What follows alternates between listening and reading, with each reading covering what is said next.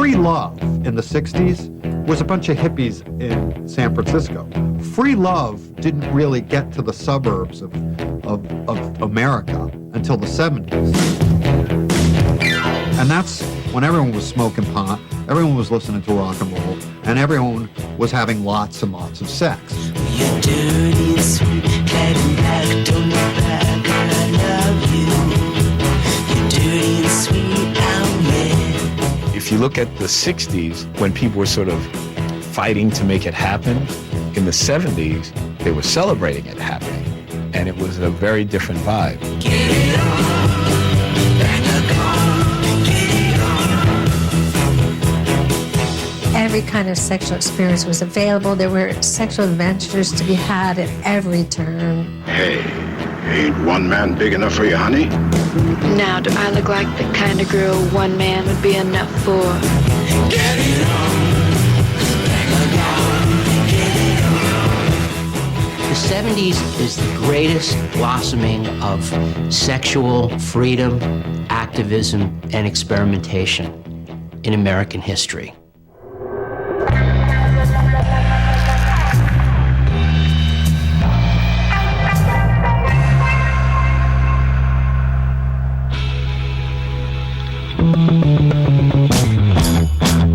If you want to talk about sexual revolution, David Bowie was a sexual revolution unto himself.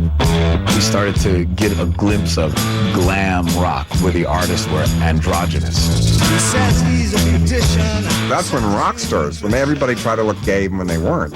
That was great. That was fun because that was liberating to everybody. It was cool or hip to be gay, and even edgier to be somehow gender transgressive. Did you ever shave? Millions of people were tuned into it. And here you have these guys dressing like women, literally. The New York Dolls, Mick Jagger, Lou Reed. You sing a lot about transvestites. Are you a transvestite or a homosexual? Sometimes. Which one? I don't know. What's the difference?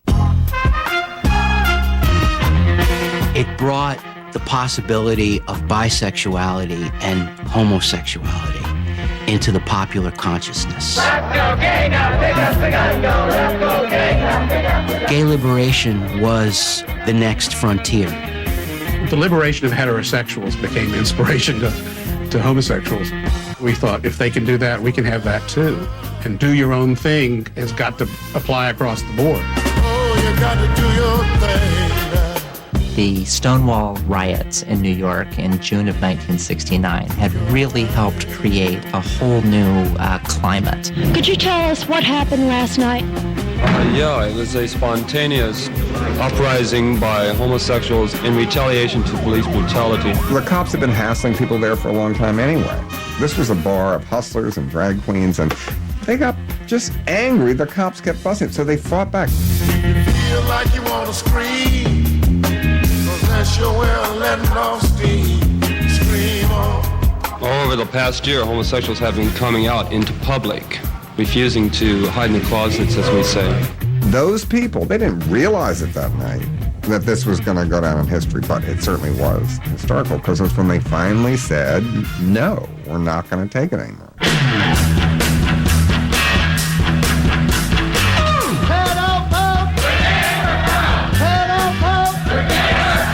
The attitude by 1970 is we're not trying to fit into this society. We want a new society. There's all kinds of signs. God loves us, can you? Committee for Homosexual Law Reform, Homosexual Civil Liberties Now. Gays became political and did the most important thing they could, which was identify themselves as gay and as part of a political group. If we're going to be jailed, we're going to be jailed together. For we must be free, we will be free, we shall be free, because we are everywhere. The gay liberation movement involves homosexual women as well as men, lesbians.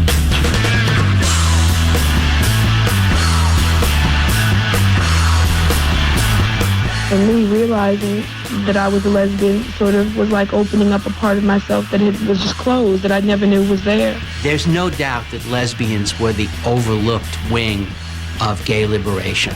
And I think it was because men were so much more flamboyant, outspoken, and visible. But women were always a part of gay liberation. The gay liberation movement is only 2 years old. It has already achieved the repeal of sodomy laws in several states and drawn together many who support the gay life. Homosexuality was basically illegal in all states until the state of Illinois made consenting acts between adults legal. And then one by one, other states followed suit. Gay is obviously a lot more visible now than it used to be. The rest of the world is having to notice what it used to try to ignore, finding out that homosexuals no longer meekly melt away under the blast of scorn, ridicule, or hatred. In the 1950s and 60s, the psychiatric profession had said homosexuality was a mental illness. I felt like many clinicians that homosexuality was a sickness. I remember thinking when I was 15 and attracted to boys that I'd better tell my parents really quickly and they could get me the right treatment that would cure me. Thank God I didn't, because I would have had electrodes attached to my balls in about 10 minutes. What happened to the people who did try to treat their natural instincts as a mental illness is really pretty terrifying. One of the common methods of doing this is aversive conditioning. This involves showing the gay man pictures of nude males and shocking him with a strong electric current. He will be unable to get sexually aroused to the pictures, and hopefully he will be unable to get sexually aroused outside in other settings as well. By the early 70s, gay activists had worked with the medical community to challenge the scientific basis of categorizing gay people as being mentally ill. The American Psychiatric Association has voted to remove homosexuality from its list of so-called mental disorders. That was a critical turning point because we are a culture that looks to its scientists and specifically looks to its doctors for the truth. And suddenly people had a new vantage point, a new perspective. The liberation movement was all about bringing this out into the open. And slowly it began climbing out into the open. And in the gay community, promiscuity becomes a real badge of freedom. It becomes part of their identity. Suddenly you had baths, they would have orgy rooms in them. It was like kids being let loose in a candy store. The Continental Baths was a bathhouse and nightclub. So people would go in there in towels and they would watch a show. And then suddenly there was a headliner attraction. It became show business. She is the first great superstar at the Continental Baths. Bette Midler! She was fabulous. There was nothing like her. She had the most eclectic show. She would talk about things that interested the audience. You know, all New York gay culture references. They had me booked at Fire Island, Cherry Grove. Cherry Grove, I love it. Health spa for hairdressers. I was supposed to work at Cherry Grove, you see. I was supposed to sing. But they couldn't find room for me in the bushes. She could turn on a dime. She would do something hysterically funny and something very serious and equally effective, and the audience would just go completely crazy. I got you back to have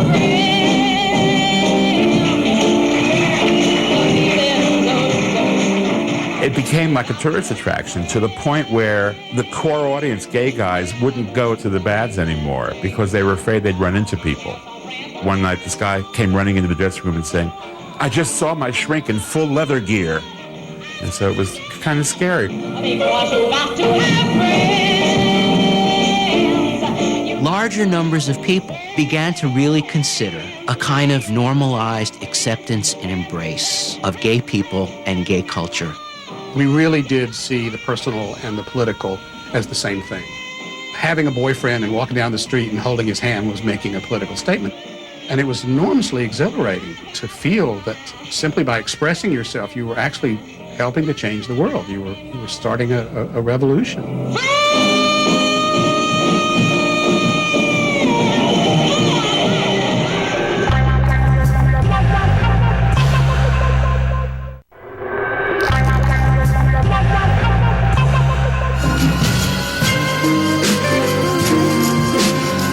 In In the 70s, the sexual revolution begins to fragment. There are young people in their 20s. They would have their version of it. There's gay men, and they have their version of it. There's women, and they have their version of it.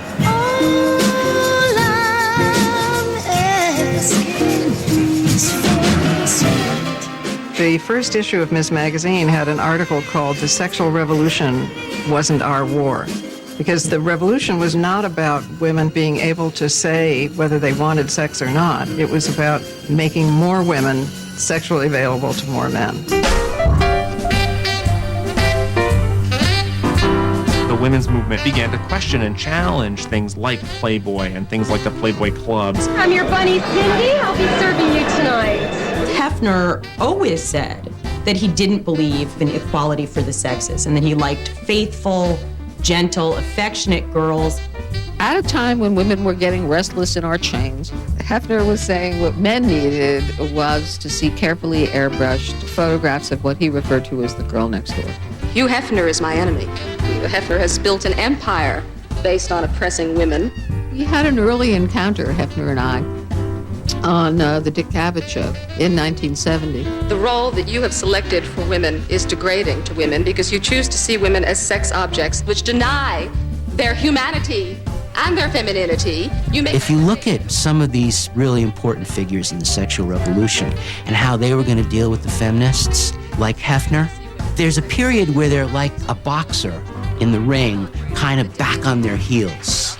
They really quite don't know what to do. You make them look like animals, yes. Women aren't bunnies, they're not rabbits, they're human beings. All right. It surprised him because he really thought of himself as the liberator. Well, I was very surprised. It was out of left field. The day that you are willing to come out here with a cottontail attached to your rear end. I didn't have the language for responding to that kind of thing. This turned into a roast Hefner evening. I'm sorry about that. The notion that women are sexual objects is what makes the world go round. But of course they are.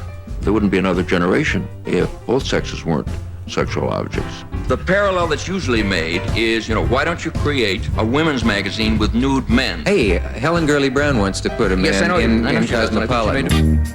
I've been planning to run a male nude centerfold in Cosmopolitan.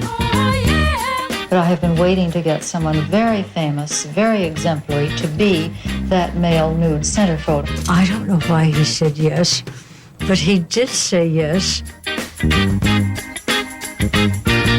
The big stuff. Who do you think you are? To have Burt Reynolds as a centerfold is part of the exercise in rebalancing and allowing what was not to be allowed. The idea of a man as a sex object. It was a fun thing to do. It's a charming picture. It was just delicious. I was with Burt Reynolds making a movie called Seamus when that Cosmopolitan spread came out. Oh my gosh. We would go on location and the girls would be there waiting for Burt. I could very easily be getting out of that car down there, and about 16 guys could be hitting me with Cosmopolitans instead of ladies trying to grab my tie. I did a crazy thing, and I expected to take a lot of flack from it. At Cosmo, we were always handing out our own message, which was that sex was enjoyable. I think the time is coming when women will look at a naked man's body and be turned on by it. For the first time in the 60s and 70s, you had women talking really openly, writing openly about their sexual fantasies. Probably the most famous spokeswoman for the new view of sexuality was a woman named Erica Jong, who is a writer. We live in a society which is absolutely crazy on the subject of sex. I thought, why do we not have a book that tells us all about a woman's fantasies, a woman's fears? She wrote about what she called the zipless. I'm known as the lady who is the advocate of the zipless. No commitment, no repercussion. You get on a bus or a train or a plane and you see a beautiful man and you immediately are turned on by him and you go off together and you have this wonderful experience and you part without knowing each other's name. This idea that a woman could want straightforward sexual pleasure with no strings attached, that was a pretty radical notion. I don't know to what extent people realize how central sexual liberation was to the women's movement. Sexual satisfaction is part of their vision for a reformed society and gender relations.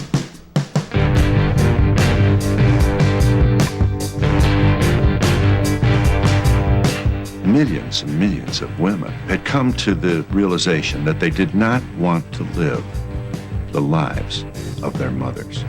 People were getting radicalized every day in 1970.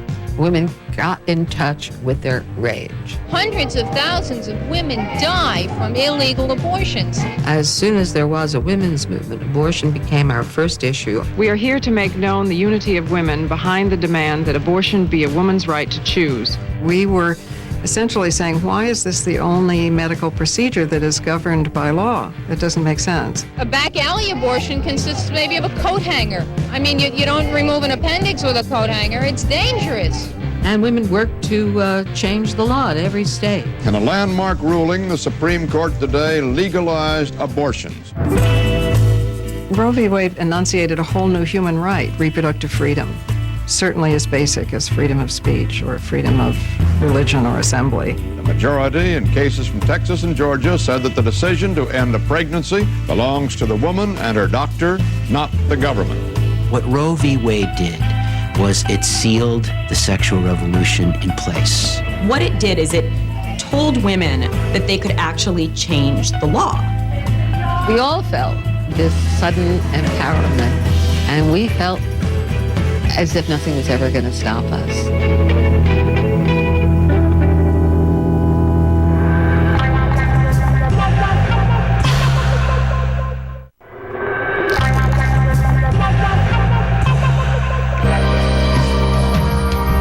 In the 1960s, there was swinging.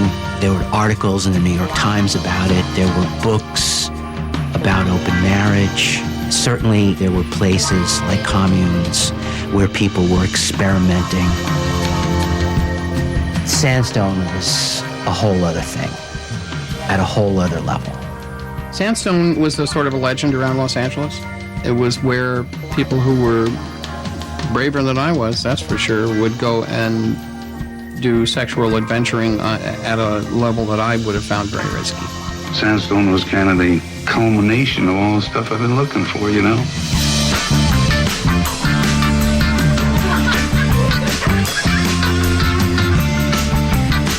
Sandstone fulfilled the lustiest fantasies of people who at other times were constrained by the prevailing morality.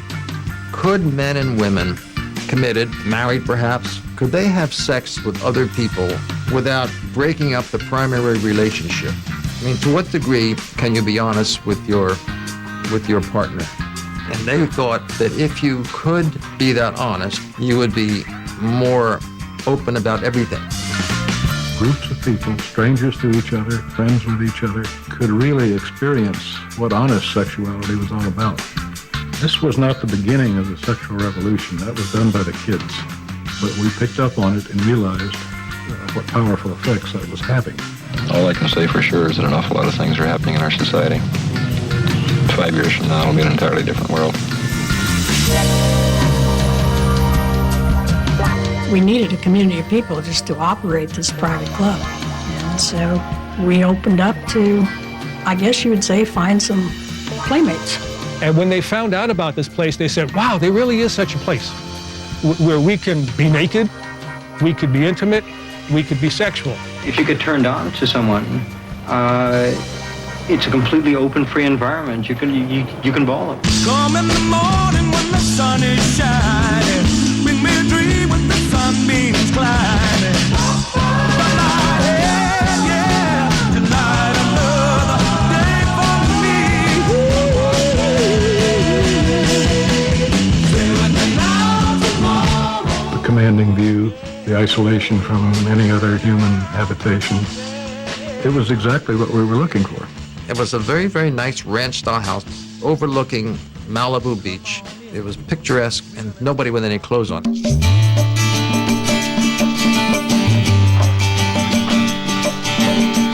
members would come and have a buffet dinner, 50, 60, 70 people. Dinner's ready! And they would be in the nude. It was a buffet dinner, and they would chat. And there's uptight people there, so you can't leave the room till you get your clothes back on. Not like here.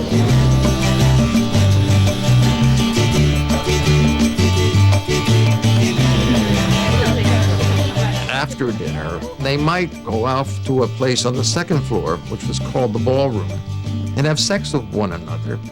And it wasn't just an orgiastic scene. It was something very, very free and permissive. I remember being just totally fearful. How are you going to get an erection and have sex with someone in the same room with other people having sex? How are you going to let another man look at you making love to his wife? How are you going to feel when your wife is making love to some other woman's husband? After it's over and you're lying there, you look at that person and say, I'd never met you before tonight. Let's go upstairs and talk. I want to meet your husband. So I went upstairs and I met her husband. And then 10 minutes later, Maggie comes walking upstairs with somebody else's husband. And we all sat down on those couches in that room upstairs, and we talked until the sun came up. The sexual flirtation that goes on had an entirely different quality to it. You wouldn't have to go to a bar and have 4 drinks and show off and, wave your status and talk about what a great job you had or wear your Armani suit or all those symbols and signs of sexual power. They didn't exist here.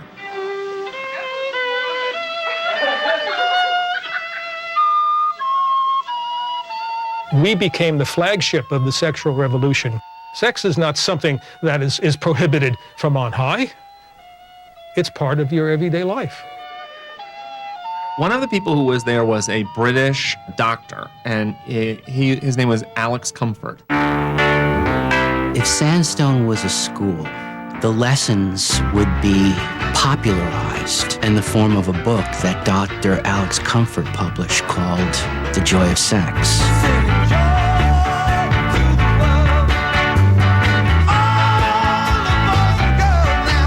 Here you have this book recommending sex as a kind of recreation. You could cook dinner together, or you could sleep together. And in fact, he presented the whole catalog of sexual activities as a form of gourmet meal. Totally non-judgmental.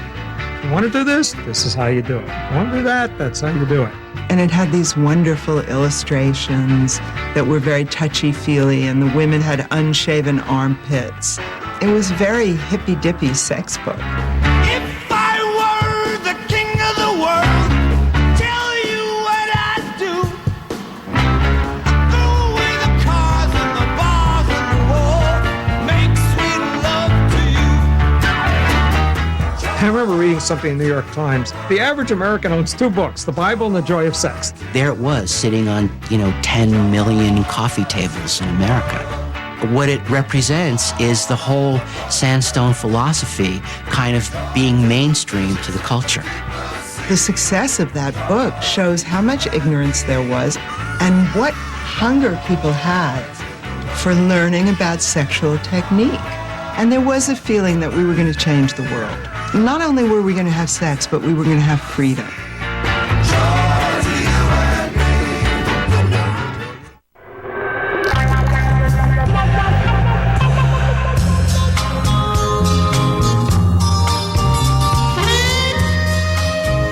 As the sexual revolution progresses, film is getting much more sexual. Everyone could see what was going on. And, if you're a producer, make it, show some more skin and we'll give you some more money. Pornography went from loops that people would see in these little booths to actual feature-length movies. But there hadn't been that one film that was going to cross over into the mainstream.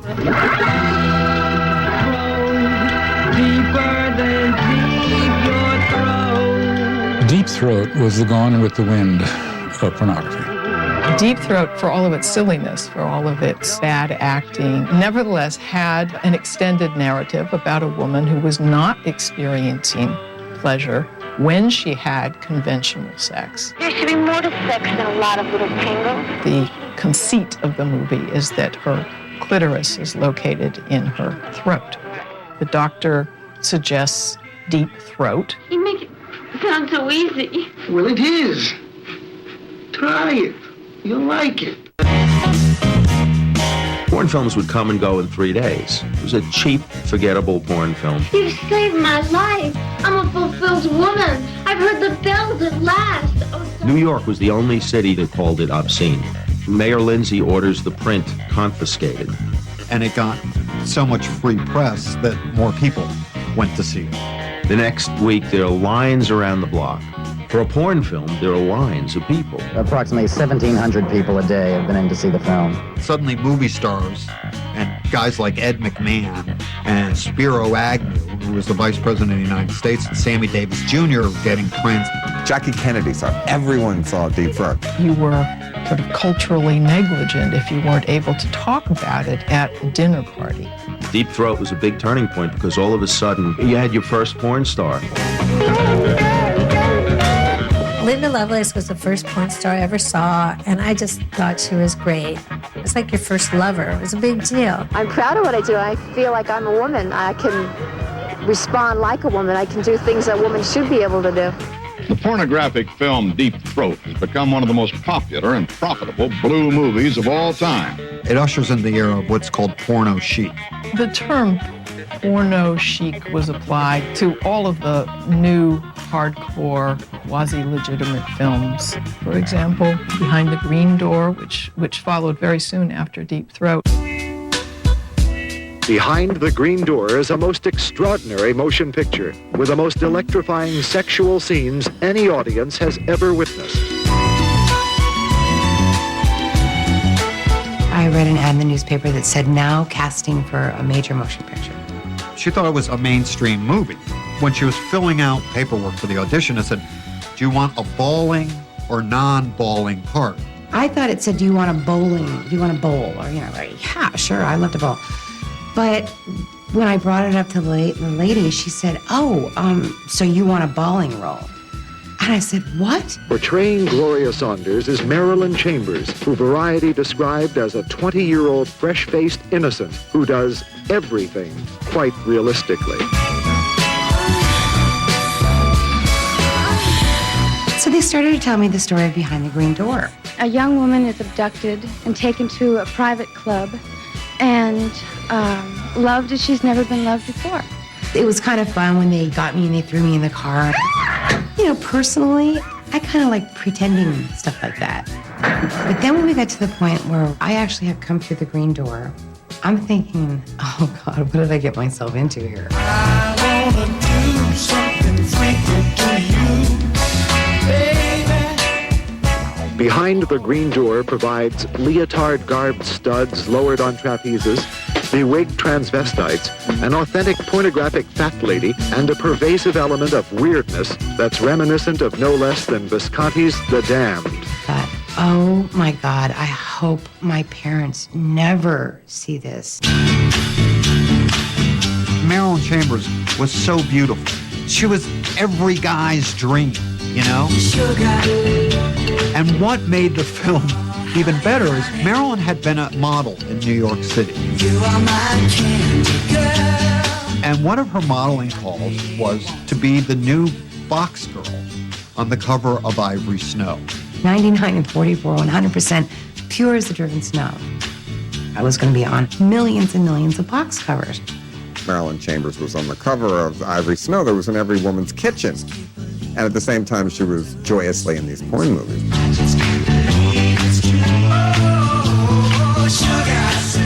Procter & Gamble pulled all the boxes off the shelf, which was fabulous publicity for us.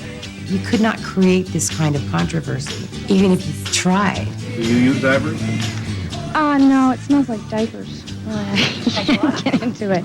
My friends, the road to stardom takes many and diverse turns. Consider for just one moment this young picture of idealized motherhood who adorns this soapbox. Her name is Marilyn Chambers, and her life has become a real live soap opera.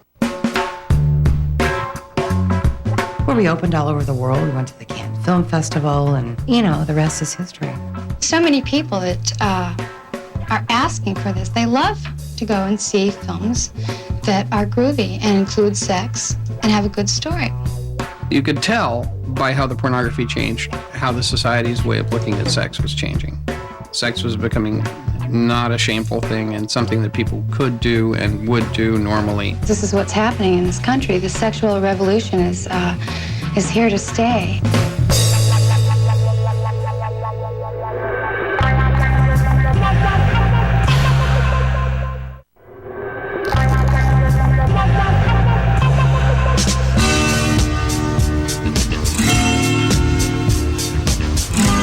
Castro Street, in the heart of San Francisco's best-known homosexual district. The Castro was gay men and lesbians. Everything was open, and it was okay.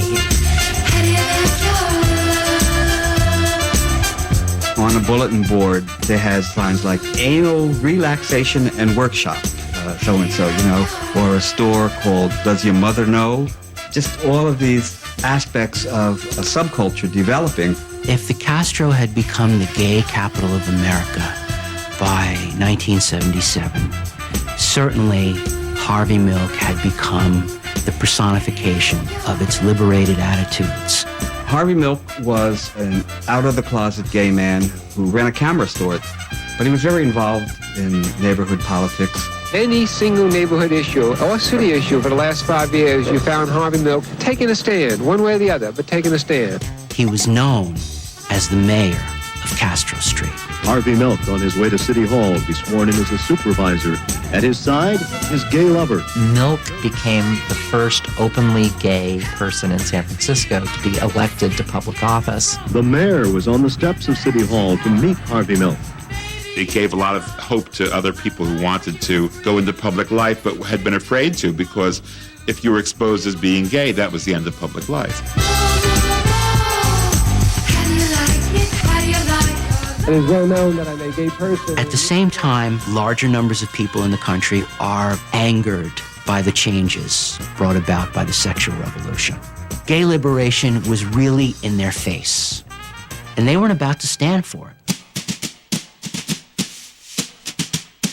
Leading this charge at the national level was Anita Bryant. We all believe in human rights, but we don't believe human rights that would corrupt our children. Anita Bryant was a singer who had a little bit of success, and she was a spokesperson for orange juice, for Florida orange juice. 100% orange juice from Florida puts a little bit of sunshine into every day, even where the sun doesn't always shine. And she decided that gay people were evil, and that what was wrong with the world was gay people. I believe we're in perilous times. It's because of their lustful sins, men to men and women to women. God said that there is a hellfire in which sinners are punished. I think Anita Bryant and the folks in South Florida were just genuinely horrified that homosexuals dared to show their faces and be unashamed about it. In Florida's Dade County referendum, those advocating job and housing rights for homosexuals lost badly. The campaign led by Anita Bryant was the winner. It was so outrageous what she was doing that it got everybody mad, and there was a huge influx around this one campaign. She was a great help to the gay community because she made everybody band together of all types. Straight people hated her too. Anita is our ally. Quite honestly, she's the #1 recruiter to the gay lifestyle in the country. When you had a villain, especially a villain who used to be a beauty queen, who's saying preposterous things and maintains that she's a good Christian, God-fearing American, you have to say something about it. She's the one preaching hate. Welcome to the Sunshine State. Hurricane Anita. They got Florida Orange Juice to fire her because she did the one thing that American entrepreneurs don't want to have happen, which is she identified the product with a political position. So if you can't come to the Florida Sunshine Tree, let it come to you. They wanted to make an example out of her so that no one else would dare to say and do the things that she did. I have been blacklisted for exercising the right of a mother to defend her children against their being recruited by homosexuals. And the gay community got to flex its political muscle for the first time by firing all the guns. First, nobody would do her hair, and so right away she was a mess. And nobody would decorate her condo, and it was tough on Anita. We were going to go on a crusade across the nation and try to do away with the homosexuals. The other wonderful thing that happened to Anita was she got a pie invitation. And Security agents, security agents. No, let him stay. No. Let him stay. Well, at Let's least see. it's a fruit pie.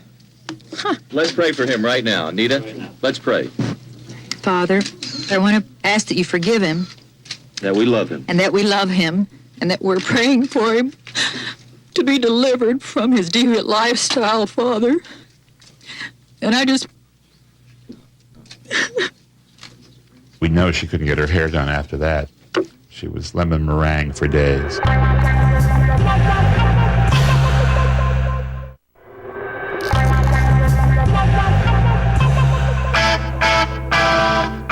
Already a handful of cities have followed Miss Bryant and repealed pro-homosexual legislation.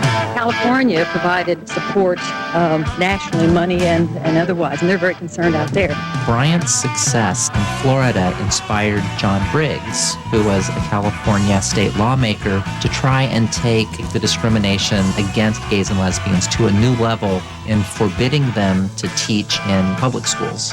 You need a new law. And Proposition 6 is that new law. No more Mr. Nice Guy. This really played on all of these old stereotypes of, gay and lesbian people as predators on children. Gay may be okay, but not in the classroom. Proposition 6 really struck to the core of how nasty the opposition to homosexuality was going to be. Now, don't try and tell me that it's just an act of expression between two men who love each other. A lot of people love their dogs and their cats, but they don't run around jumping in bed with them to make love to them. One pamphlet even suggests that students may be molested by homosexual teachers, a subject debated by Briggs and gay politician Harvey Milk. The child molester is heterosexual. The rapist is heterosexual. Do you want those people to teach our children? You keep turning around, Senator, and you're lying through your teeth and you know it. Thousands of gays and others opposed to Proposition 6 cheered when it became obvious that the measure had been voted down by 3-2. The campaign to stop the Briggs Initiative was successful because it drew from that wave of political activism that Harvey Milk rode. That sense of accomplishment was very short-lived, tragically short-lived. Both Mayor Moscone and Supervisor Harvey Milk have been shot and killed. Harvey Milk and the mayor of San Francisco, George Moscone, were assassinated in City Hall by a disgruntled former member of the Board of Supervisors. Dan White had been a policeman, then fireman, and until 2 weeks ago, an elected member of the Board of Supervisors. The mayor wouldn't hire him back, and Harvey Milk had persuaded him not to. But underneath it, there was a sexual angle. His homophobia toward Harvey Milk. Mayor Moscone had been meeting with a former city supervisor, Dan White. A few minutes later, aides found the mayor dead. Just down the corridor in another office, they then found the body of Supervisor Harvey Milk, also shot to death. If Harvey Milk had lived, he would have probably become the first gay mayor and gone further than that. He was sort of the gay equivalent to Martin Luther King. Thousands of people walked in a candlelight parade, honoring the memory of Supervisor Milk. At the end of the parade, a gathering at City Hall. Singing led by Joan Baez.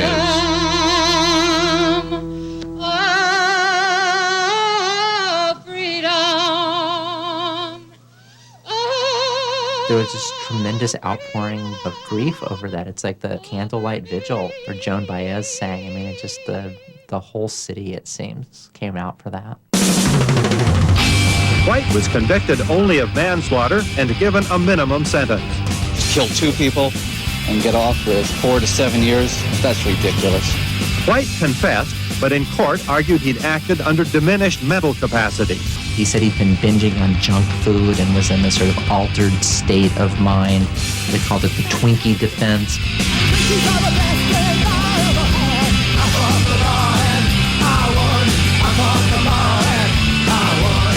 It was a murder out of the Old West. It was obvious what had happened. I blew George and Harvey's brains out with my six gun! That verdict meant that it's okay to kill faggots still, even in San Francisco. So many people felt so deeply that there was a homophobic component to Dan White getting off so easily that they needed to lash out at something. On On the evening of the verdict, I got a call from a friend who was a reporter there, said, you better get down to City Hall, there's a riot here. They called it the White Night Riots. 5,000 people besieged City Hall and just trashed the place. Police cars were being burned, and the police, because of a change of shift, were barricaded inside City Hall, and they were fuming. And so when they were finally released, it was just sadistic. In retaliation, they sent squads of police cars into the Castro. The night of the City Hall riots, the police burst into a bar on Castro Street, attacking gays with billy clubs. And they started beating people on the streets. They raided bars. They vandalized property, all in the name of suppressing a riot. But the riot was happening, miles away at City Hall.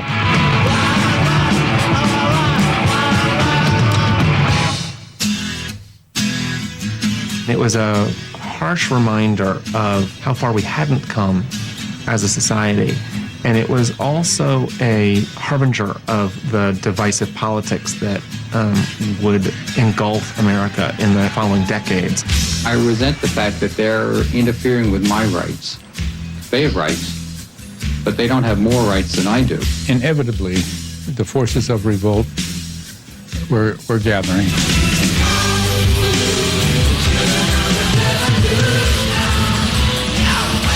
I see the women's liberation movement as an anti-family movement. There's a growing backlash. People are uncomfortable, threatened by the increased visibility of pornography. The sudden legality of abortion. Let us call it by its proper name, murder! Things were turning in the country. There was a change in the mood. Everything was spinning out of control at the time. All culture. There was a war. There really was a cultural war going on at home. At the same time, the sexual revolution is really accelerating.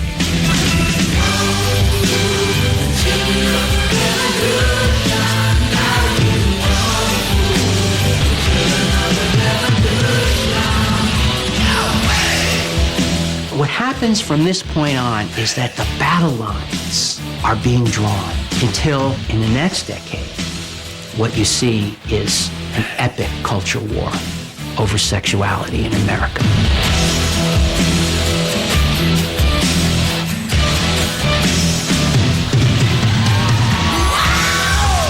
God bless America.